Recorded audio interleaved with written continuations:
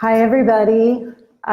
It's Susan Gerard, and today I wanted to talk to you about how to not turn a debate into a war.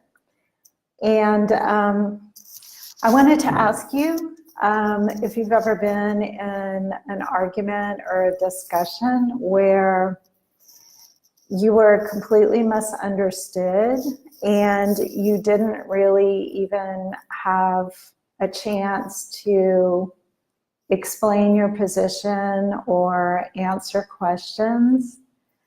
And of course, that's happened to all of us, unless you're just a unicorn. But it feels really icky, like it feels, actually, it feels, you feel angry, right? Because the other person's view of you doesn't match your view of you. And it can feel like you're being controlled. And I always feel very rebellious when that happens. But the reason I want to talk to you today about this topic is because I got into what started out as a debate on Facebook, and it became a Facebook war. And it was surprising to me because the two people that I know on this post who disagreed with me, I really didn't expect it to escalate. So anyway, let me give you a little bit of the background so you'll understand what happened, and then I'll talk to you about the point where it went from a debate to, and then it escalated into an argument. And I want to talk about that point and what you can do if you find yourself in that position so that it doesn't escalate. So I put up a post on Facebook about vasectomies, and the article was about how vasectomy is actually a really good form of birth control because it's very effective. It's an outpatient procedure. It's minimally invasive, and the most important part for me is that it put the responsibility on the man, which I feel like is very important because so much of the responsibility when it comes to having sex is placed on the women. And when something goes wrong, women bear the brunt of the consequences. And it's just too much, I feel, for women. It's too much for them to shoulder. Not that they can't, they have been for decades and centuries, but I just don't feel it's fair. So I captioned this article, "All men should have vasectomies." And that might have been a little bit of a bait. I have to take responsibility for that, but most of my Facebook friends would understand why I would caption it that way. So anyway, my two friends who took issue with it, one of them was male, and his argument was that it's not reversible. And it actually is reversible, it's just not effectively reversible. But when I tried to explain that, like, I could tell he was already triggered and upset. And so what I was saying didn't really make sense to him. So he kind of issued an ultimatum to me that if I didn't treat him better. And to be honest, I have talked to him before about being very flippant on other posts, where I throw something out there and he just throws out this kind of flippant answer, like everybody should already know that or understand it. So anyway, when he said that he was going to unfriend me because of this, I said, well, I think you should unfriend me if you feel like I need to change my point of view to make you feel comfortable. And so he quickly left. And then my female friend, who agreed with him about the reversibility of the of vasectomies as being like a real impediment, which I don't disagree with, by the way.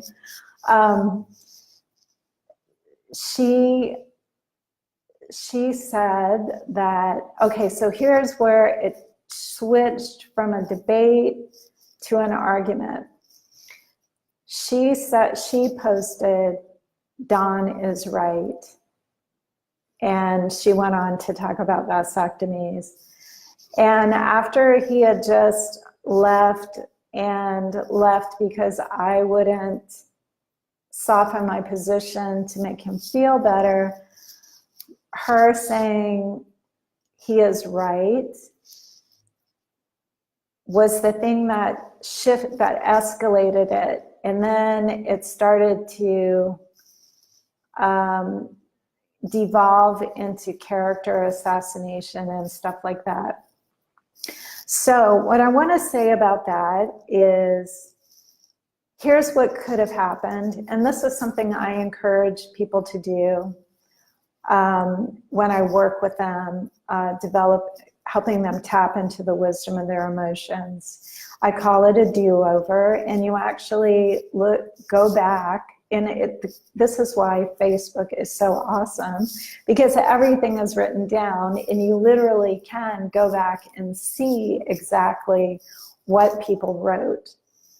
So, so I went back over it, and what I realized, if she had said, I agree with Dawn because of XYZ, I wouldn't have gotten triggered. I did get triggered. And that wouldn't have triggered me, because we all are the experts of our own points of view and our where we are and what we understand. You're speaking the 100% truth when you say, I agree, I feel, I believe. It doesn't mean you're right or the other person's right or you're wrong or they're wrong. That is just where you are. And when you own where you are, you stand in your power. So that would have been a great opportunity for my friend Kristen to stand in her power. But there was something about this particular article that was very upsetting to her.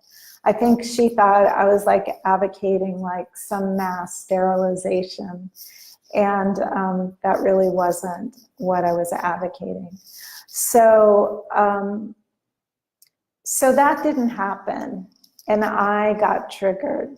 So let's rewind a bit, and here's what I could have said to get it back on course as a debate.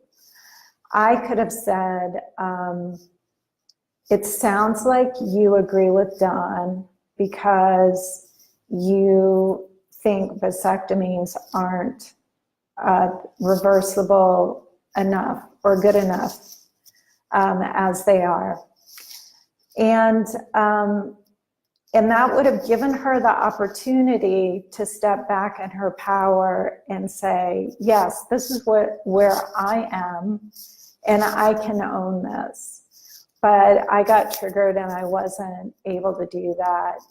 And then I started getting like a lot of like, prove vasectomy is reversible, show me the data and all this stuff. And I'm like, I'm not gonna do your homework for you, you know, go do it yourself and all of this stuff. So what I want to say is that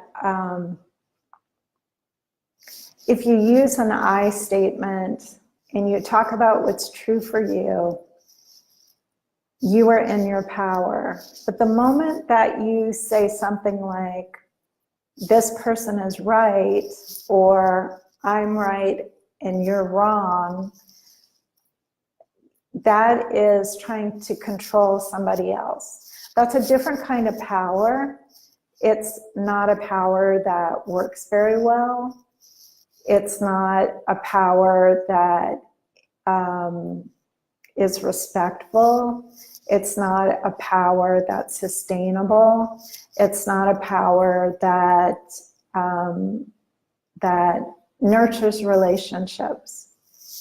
So, and I would like to put a caveat out there. You can criticize public figures, political figures. You can be disgusted with them and post about them. I feel like that's different than what I'm talking about in this particular situation. So I don't want anyone to think that I never say things like our politicians are wrong, because I do say that. They're political figures and what they do affects me. So I feel like that's different. So anyway, I want to talk about why my friend Kristen and I kind of lost our bearings and stepped out of our power. And in that moment, in the moment where you can't, where you're not feeling your feelings, is where you're going to try to control the other person. Because whatever is happening in the discussion, it's triggering something in you, kicking something up in you, something that you don't understand or that doesn't make sense to you. And instead of feeling what that feels like and owning it, like by saying, I'm really confused, or this doesn't make sense to me, you can try to make the other person conform to what you want so that you feel better. So you're trying to get a person outside of you to change their behavior so that you feel better, instead of feeling your feelings and owning where you are. Now, ideally, you want to own your feelings and own where you are. It's not static, it's going to change. There are so many variables and so much information that your position will change. You'll grow, you'll see it from a different perspective. But in the moment, you can own where you are. And it's a great way to feel centered and feel empowered when you're having an interaction that is emotionally intense. So, so we talked about using I statements and the power of, and the effectiveness of staying in your power versus trying to control other people. So I originally wanted to title this talk, Speak for Yourself. And that is what I encourage people to do. And that is to speak for themselves. And when you do that, you stay in your power. Now, on this particular thread, because Kristen was upset, she kind of got into some I don't want to, was it name calling? She was criticizing my grammar, which I have told her before that I am pretty bad at grammar, but I'm not thrilled about boning up on grammar at my age, especially on a casual kind of a thread. And it really shifted the focus off of, trying to talk about birth control in a way that women are not so overburdened by it, to just kind of, I don't know how you would even explain it, like just kind of nitpicking and I don't know. It was just, I don't know, like what you do in middle school. I don't know. So anyway, they both ended up unfriending me, and I don't like it when I lose friends on Facebook and in real life, but I will say that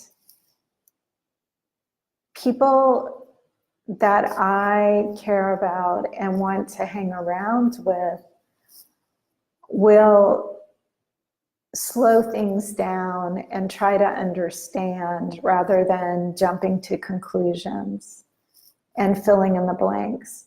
And also in this interaction, I tried to validate and understand her position, but instead of giving me like some more information, I just kept getting the same argument about the reversibility and all of this kind of thing. So I never really got to understand what was really bothering her. And I think it was more than just the reversibility.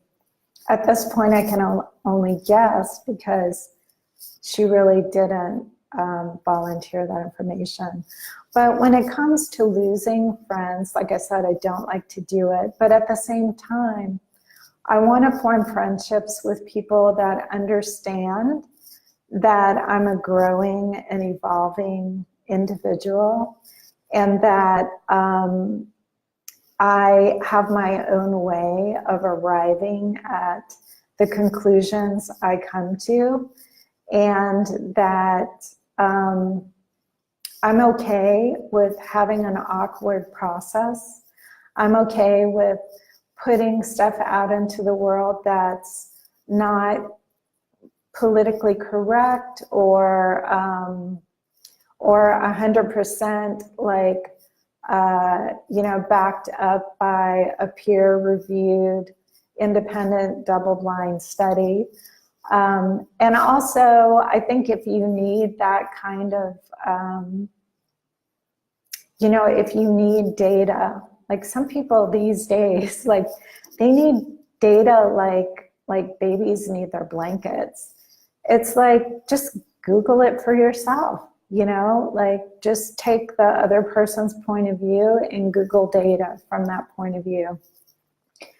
To just like demand people to produce data for you because they don't agree with your position, that's not really, I don't know about you, but I don't want to do that. And it's my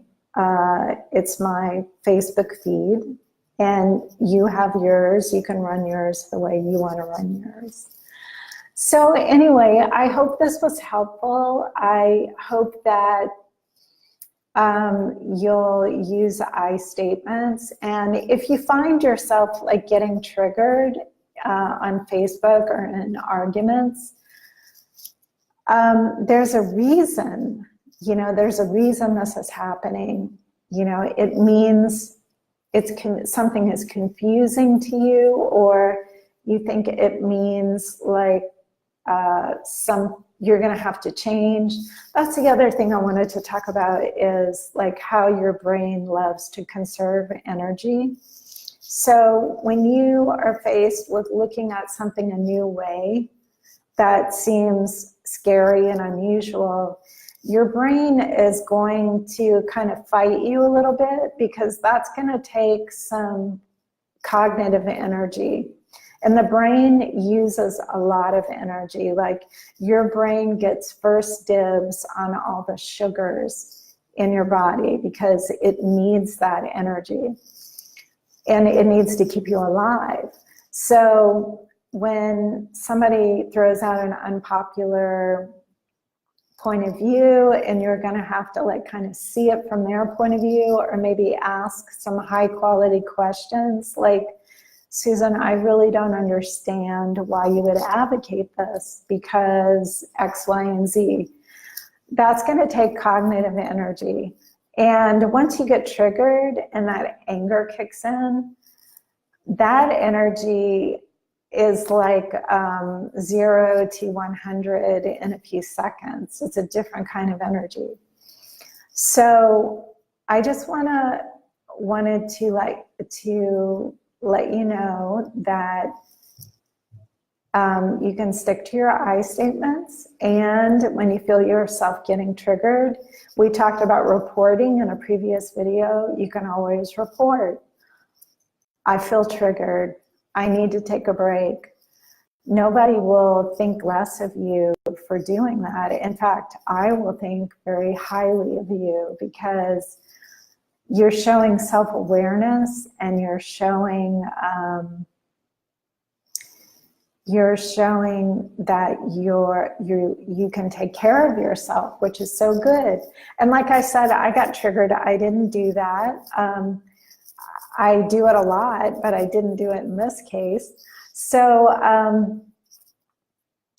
you know, sometimes like after I got really good at tapping into my anger, I actually decided to just go with it in certain cases because I wasn't afraid of it anymore, and I wasn't worried about taking care of other people's feelings. You know, once you start taking care of your feelings and tapping into your emotions, if you haven't already, you're going to realize that, wow, everybody can do this, and I'm doing it for me. So therefore, people can do it for themselves. That's an option for them. It's an option out there. Everybody has Google. You know, you don't have to caretake other people's feelings. So anyway, thank you so much for watching and for liking and for sharing. If you have someone you think might benefit from this particular topic, please feel free to share it.